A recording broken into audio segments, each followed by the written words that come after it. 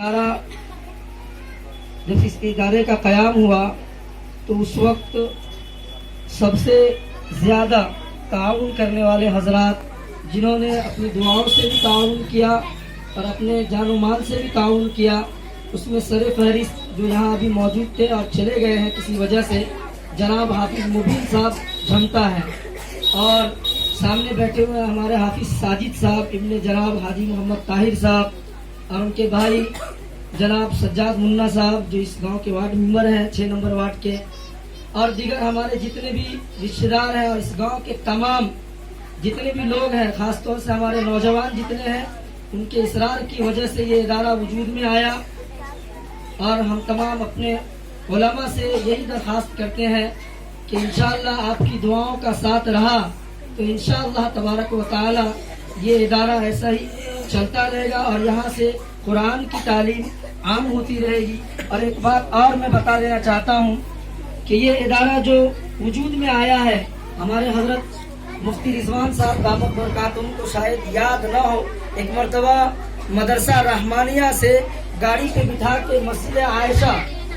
जो railway station के पास है वहाँ इनको बिठा के लेके जा रहा था, तो इन्होंने कहा था कि मौलाना अपने गांव में एक इदारा आप कायम करें, ये ऐसी मेरी ख्वाहिश है। ये इनको शायद याद ना हो लेकिन मुझे अच्छी तरीके से याद है। और ये इदारा जो है खास तौर से वालिद मुहतरम की दुआओं का सिला है, और हजरत उस्ताद कारी मोहम्मद उस्मान साहब जो इस इलाके के जितने उलमा है शायद तो उन सब के असातिज़ा है, उस्तादुल असातिज़ा है, ये उनकी दुआओं का मरहून मन्नत है। और हमारे दादा मुहतरम जिनके नाम से ये इदारा है जनाब यूसुफ साहब रहमतुल्लाह अलैह, ये शायद उनकी इखलास का मरहून मन्नत है जो ये इदारा वजूद में आया है। अल्लाह तबारक व तआला से दुआ करें कि अल्लाह तबारक व तआला इस इदारे को तरक्की अता फरमाए। और इंशाअल्लाह हमारे जितने भी रुफ़क़ा हैं सबों ने ये हिम्मत दिया है, और हमारे उलमा अकाबिरीन जो यहाँ आते रहे हैं, अभी कुछ दिन कबल हजरत मौलाना मुफ्ती मोहम्मद सोहराब साहब इमारत शरिया से तशरीफ लाए थे, जिसमें हमारे हजरत मुफ्ती अबू शाहिद साहब भी तशरीफ लाए थे,